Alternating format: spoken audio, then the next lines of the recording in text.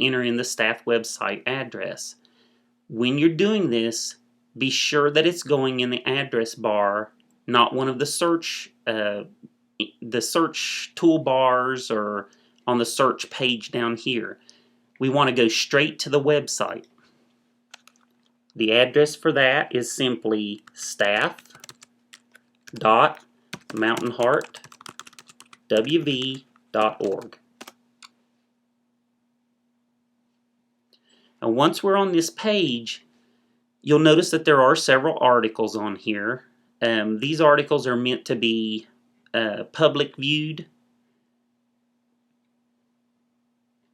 The area that we're looking for is for registered users only. Now, to get into that area, you have to have an account. If you don't have an account, you can click on Create an Account. Or if you have an account but you've forgotten your password or you've forgotten your username, you can click on one of the links above, Create an Account. For now, we're going to click on Create an Account just to kind of run through that.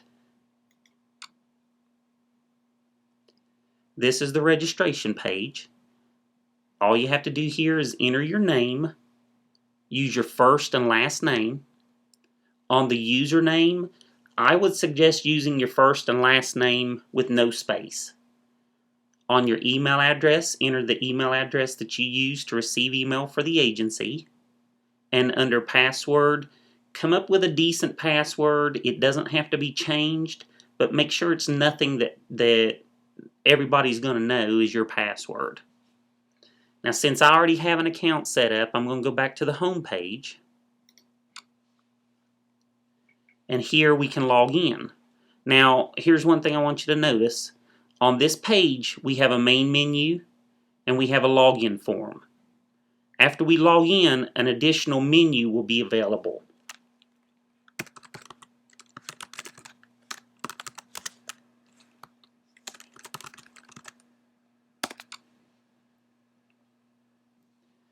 Now we have a user menu with additional options for the registered user.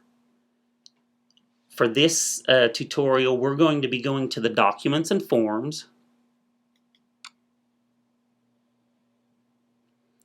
And under Documents and Forms, you'll see some additional categories. One thing to make note of, some of these things may or may not be available to you as a registered user. When we put items on here as far as documents go, some items will show up for some people, some items won't show up for some people. On this case, we're going to click on Search Document. And in the search keyword block, we're going to enter time.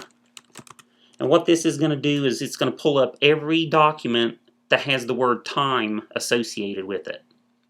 Click on Search. And after it's finished its search, if you scroll down, you'll find every document that has time associated with it.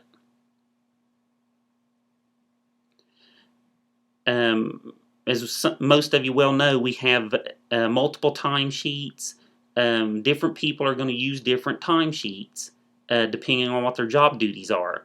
For this one, we're going to go with the one activity report and timesheet for one program, which would be used by staff such as Head Start, Child Care, Early Head Start, and Birth to 3.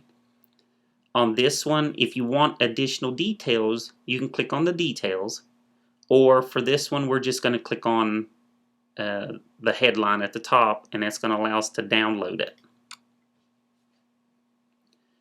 When the file download window comes up, you're going to probably want to click on Open, but the best thing to do is click on Save and save it to your desktop so that you'll be able to get to it from there. So we're going to click on Save, and we're going to choose our desktop if it's not already chosen, and click on Save. Once that's finished, you can close this window, and we're going to minimize this one. Our activity report and timesheet should be on the desktop. All you have to do is double click on it. And when this comes, when it first opens, you're going to see an instruction sheet. This is just basic instructions on how you're supposed to fill this timesheet out. There may be a few things in here that may not pertain to you, such as reference to a Y drive. Filling out the timesheet is pretty straightforward. If you have any questions, you might want to consider asking one of your supervisors.